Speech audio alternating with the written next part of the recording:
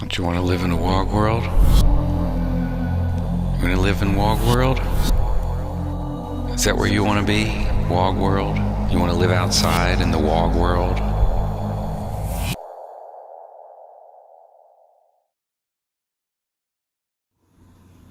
Greetings. Here I am in the studio. It should read correctly Octane sound. I don't know backwards or not, but that's what it says, Octane sound. I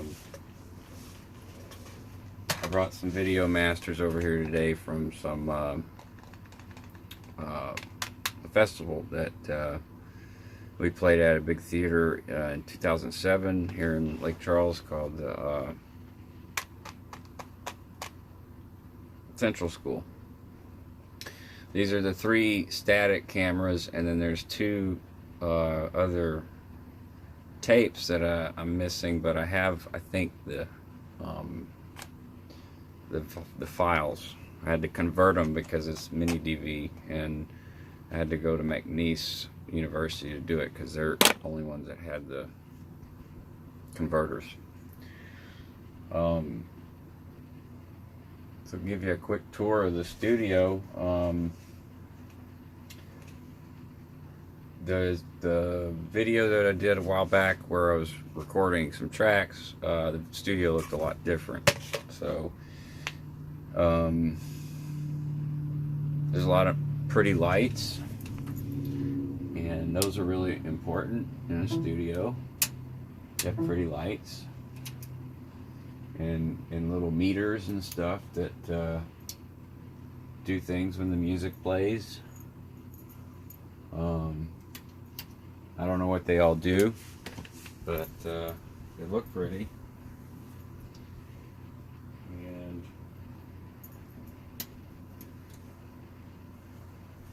And the wall is black now. We've got some sound absorbing material. Ceiling isn't done yet, but we've made a lot of progress in a short amount of time. And the idea here is, well, it's a studio. You produce stuff.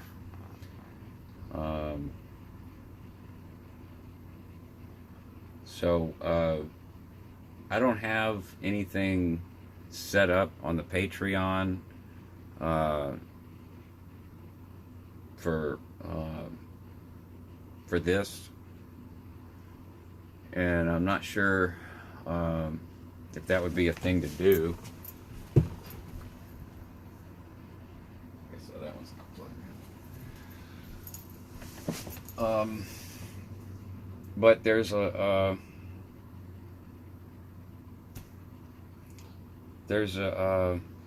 lot of projects that are like sort of in the hopper. At least 4 records. There's the mini-series. Is there shit in the vocal booth? Let's see. Get my guitars in it. Yeah, that's all right though. So this is Dale. This is my buddy Dale. I've known him since we were kids, and we're working really hard here to make a studio happen and get some real production going. He's got a metal record that has been in production for a while, and we've got some mixes coming back from other mixers and other producers. Sometimes whenever you work on something a while, your ears get accustomed to it, and you no longer have the fresh perspective. I wanted to show you the vocal booth because for the mini-series, all of the dialogue, which is called after dialogue recording, I'm actually going to shut the door here, and it is quiet, quiet, quiet. There's a double paned window here. Helped Dale build that a couple years ago, and it's well lit. It's got a nice ambiance, so the voice actors and the actors can feel comfortable in here. We've got a little place for the dialogue sheets.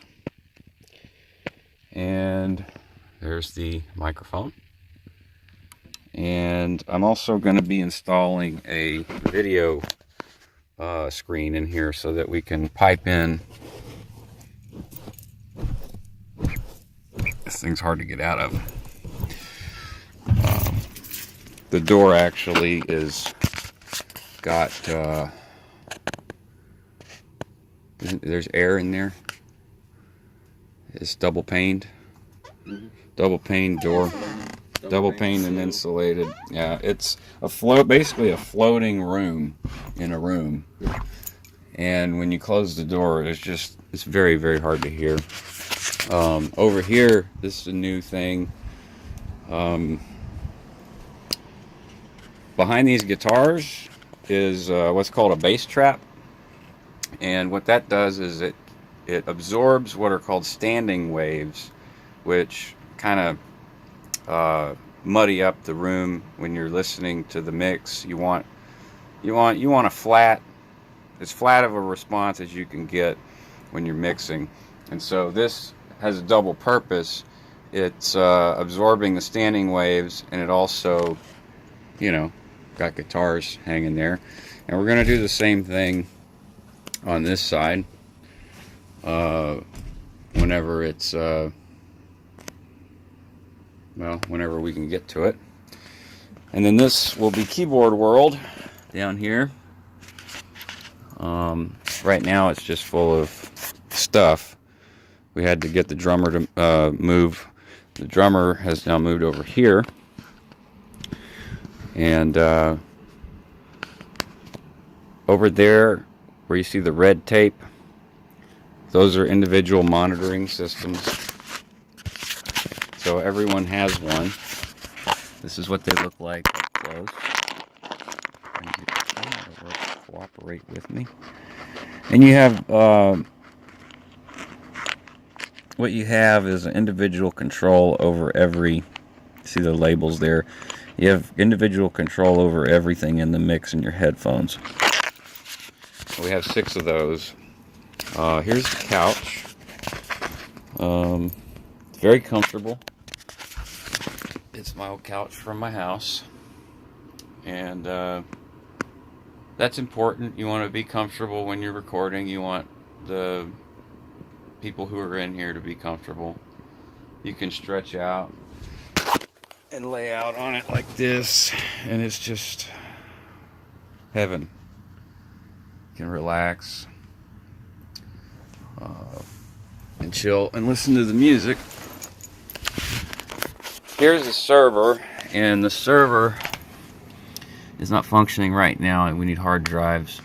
But on the front end, we've got pretty much every kind of input you need: micro SD, SD, MMC, and mini SD, USB, compact flash, which is a kind of a rare format but still used, MS Pro Duo, USB 3.0, and then your CD drive. It's a Xeon dual core, which is a server grade hardware. And that's going to host all of the content, all of the files. There's going to be a lot of media. This here is the rack, server rack, but we're actually using it for an outboard gear rack. So each one of these things does something different. If I play a tune, you should be able to see the EQ. Take one. Watch the EQs.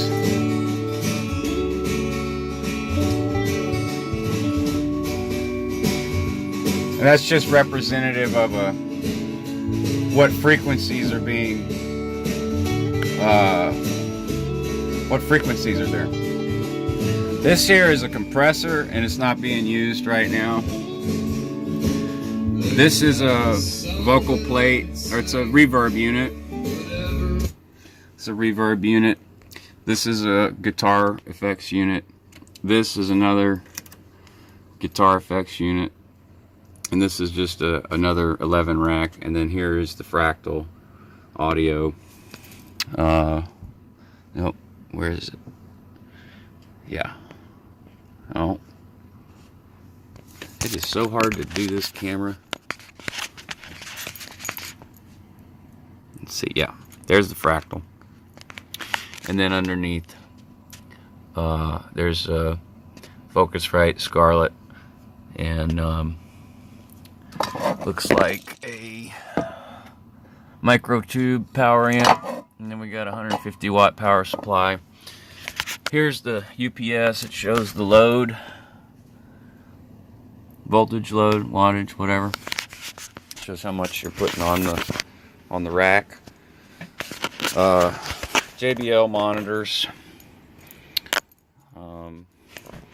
5-inch cones, and then as a secondary, the Avantones. And what else? We've got panels, diffusers up here for the drums. We've got an assortment of microphones. We still haven't set the microphones back up on the drums. This is a custom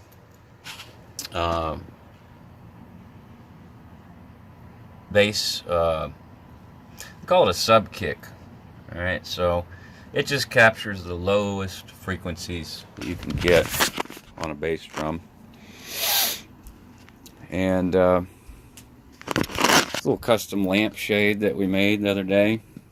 This is the same felt that's on the wall, and kind of diffuses the light a little bit, give it a little more ambiance.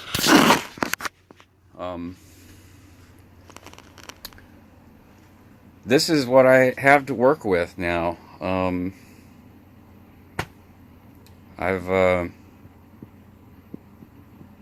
I've been given the title of studio manager here, and been working on scheduling stuff. I wanted to show one more technical thing, some technical stuff. These here are custom wired inputs and sends. Those are then wired to this side, to this box. It's all very high tech, and that door just really doesn't like to shut because it's an airtight room, and you can see the people when they're inside the booth. You can communicate from where the engineer sits or the producer sits right here. So this is where the mini-series will be produced. This is where my albums will be produced. This is where other people's albums will be produced. This is where After Dialogue recording for Exile Online, it's a British MMO, will be recorded. It's also going to be used for recording sound effects and After Dialogue for a mod for a game called Fallen Earth, and the podcasts that we've been recording.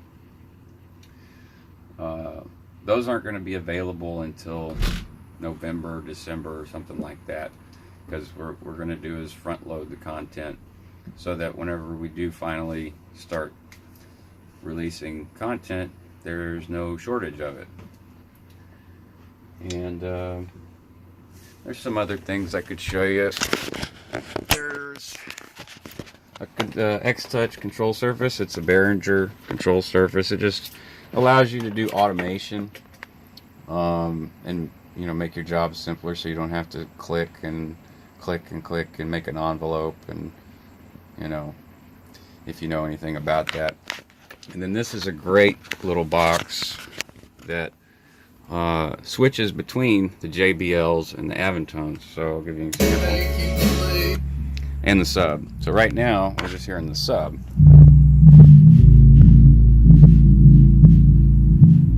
And so take the sub out and turn on the Avantones. I think the amp's off. Oh, amp's off for the Avantones. I could turn that on. Woo, that was loud. All right.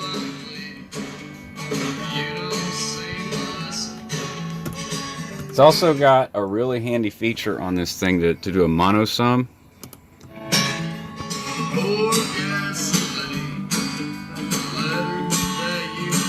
So that's the Avantones. It's also got a dim feature, which I should be using.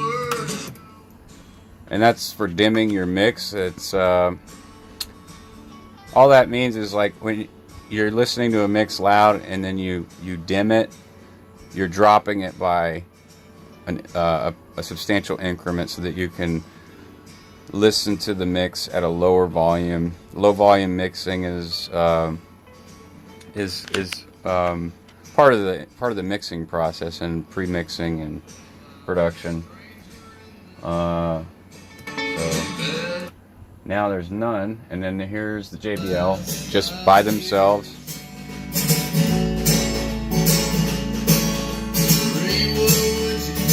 And then here's the JBLs with the sub.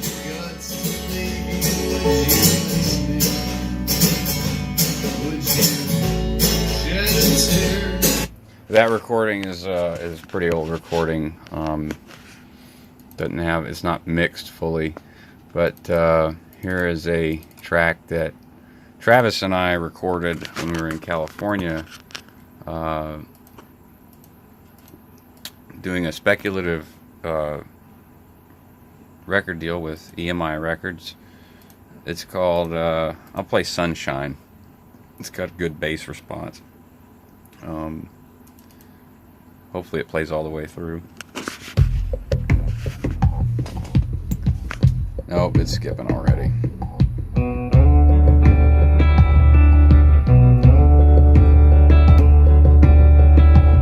It's all jacked up. Let's try Kiss Me.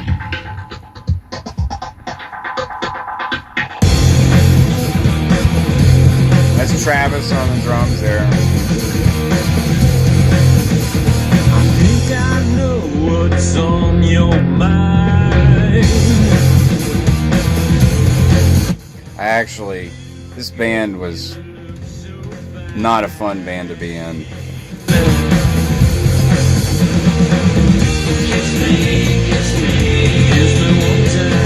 But this was the band where I got to work with some of my heroes and work in some of the coolest studios that I've ever been in until now. This studio is aside from the gear that they had at these other studios, I feel much more comfortable here. The thing is, when we were recording in those other studios, it was very rushed, and it's Hollywood, so you get the band that we were in. It was like, the manager, John Vassalou, was very explicit in his instructions. You show up, you record, you don't talk to the producers, you don't bug them, you don't ask them who they know, you don't whatever. But I watched the engineers and the producers like a hawk. Anytime I wasn't tracking, I was in there watching them on the board and listening to them talk and absorbing as much as I could. So that was a good experience.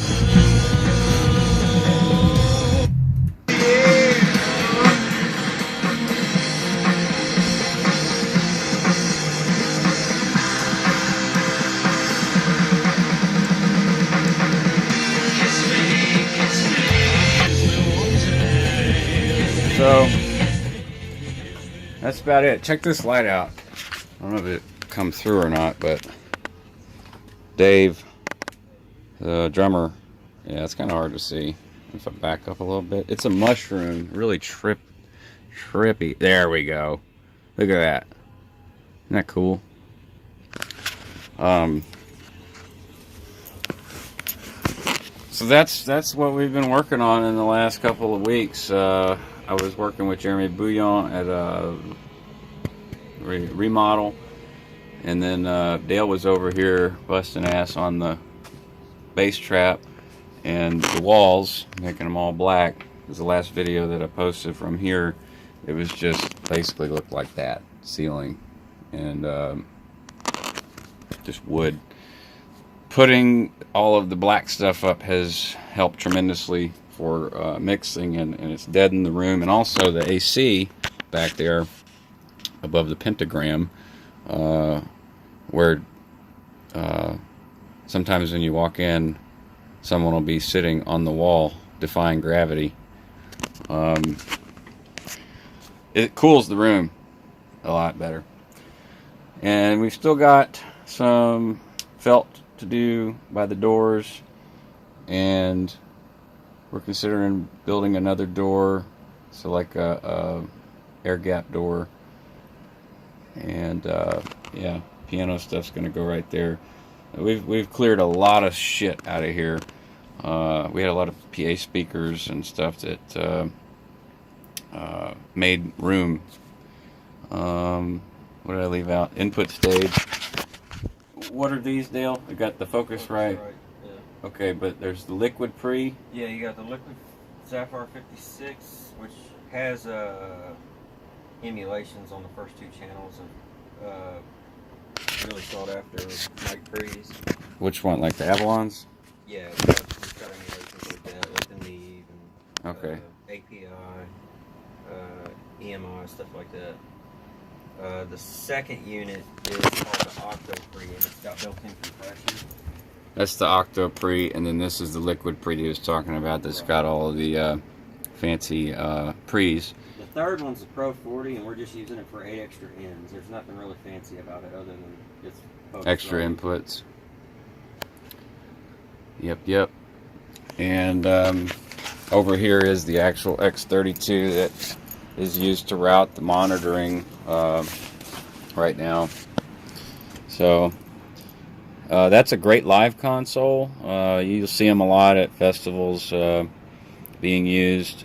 Behringer bought out Midas, and so they are able to make some really great products now, and the X32 is one of them. And their monitoring setup is just fantastic. I thought it was the coolest thing when I was in LA, and I got to, I mean, I hadn't recorded in years. That was like the Avian gear, huh? Yeah, actually it was the Furman unit. The Furman, I don't remember the model number, but it had 4 separate mixes. So what they would do is they'd pipe in the sub mixes or the stems, so I could turn up drums, and I could turn up guitars, and I could turn up bass, and I could turn up vocals, and make my own personal mix, and everybody in the band had the ability to do that. And this unit that you can hook up with the X32 does that, but you have 16 mixes, and you can do stereo mixes. So this is like a huge upgrade to like the Furmans or the well, the Avioms are pretty much the same. So what I'm trying to say to you guys is that all that shit I was talking about producing things, it's not just shit talk no more. And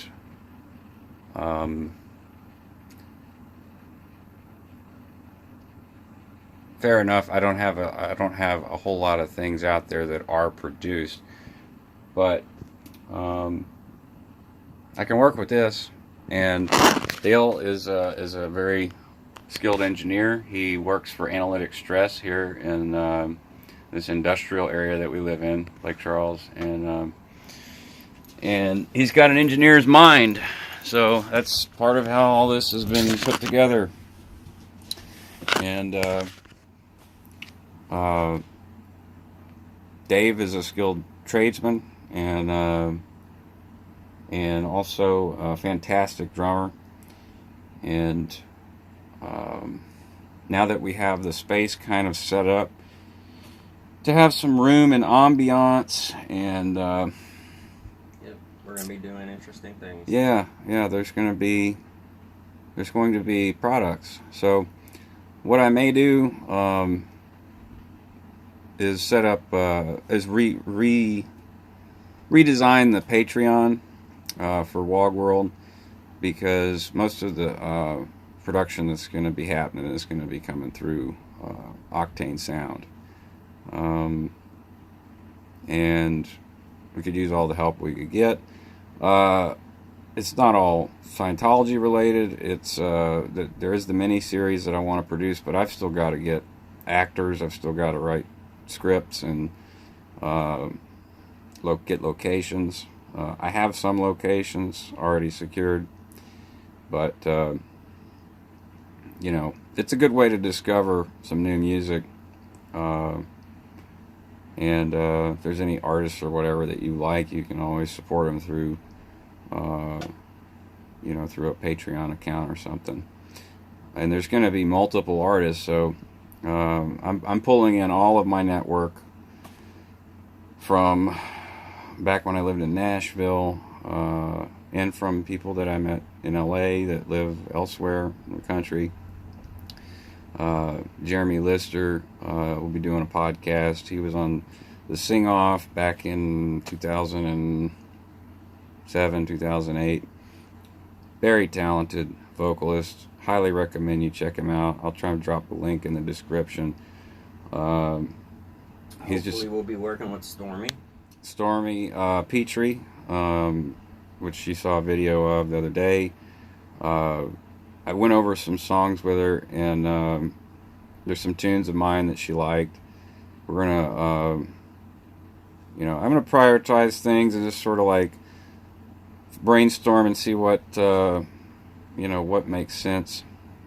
There's a couple of things that need to happen before the studio's like ready for constant production, and one of them is, you know, getting the keyboards. Getting this area right, and we got to get the bass trap finished. I got to do some maintenance on the audio computer. I got to bring my video editing rig in here, and I've got to put a hard drive in the server and reformat, set up the Linux distro.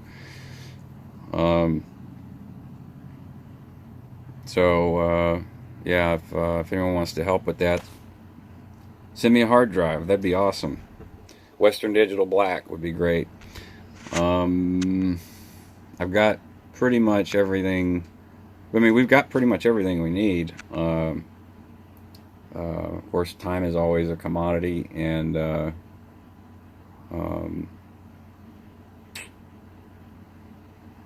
yeah. Dale starts turnarounds usually in August, September, November, something like that. And but by that time, I have a feeling that we'll be plugging along, and I'll be caught up on the workflow on Cubase, and we'll just be cranking along. I have a feeling that you guys are really going to be impressed, and like I said, all the shit that I've talked about, gonna produce content. I don't forget, and I have every intention of doing it, as you can now see. I've known Dale since, fuck. Did you go to Henning? Yeah, I went to Henning. Okay, so I've known Dale since I was in kindergarten, basically. But I moved to Nashville in 99, 2000, something like that.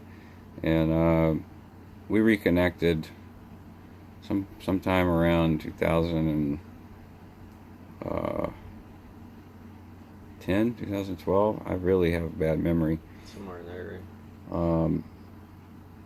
And he was, you know, he wanted to, you know, he was like, I want you to come over, check out the studio, tell me what you think. And I was really impressed. It's just, you know, life shit happens, and the Scientology crap, and divorce, and all that. But all that's behind me now, so just wanted to give you guys an update on what's happening in the WOG world, because that's where I'm living. I'm excited. I'm excited, and at the same time a little nervous, because with some of the things that have been occurring, like with the phone calls to Travis, and constant phone calls every day from local dialers with just deadlines. I still get emails from Aaron Olson at Narconon that are just blank, truncated messages. And considering that the mini-series I want to produce, I was going to go the drama route with it, but I think I'm going to go comedy. It's much more palatable, and some of the horrible things that happen in abusive groups or relationships are a hell of a lot more palatable when you add the humor element in there. But the most nerve-wracking thing for me, even though I do my best to stay grounded and calm and chill, is that the contact with the celebrities and how all that actually worked at Melrose, connection with Celebrity Center and ASHO, American Saint Hill Organization, and the Advanced Org of Los Angeles, which delivers the OT levels. I personally got Lindsay Bartleson on the OT levels, and yeah, I'll have to figure out a way to make that funny.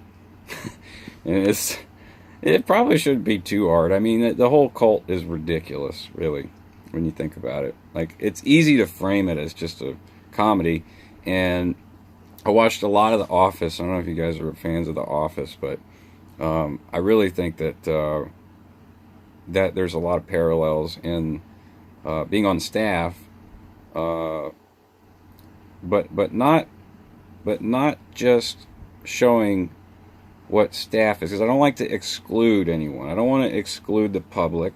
I don't want to exclude the Sea Org, and I don't want to exclude staff.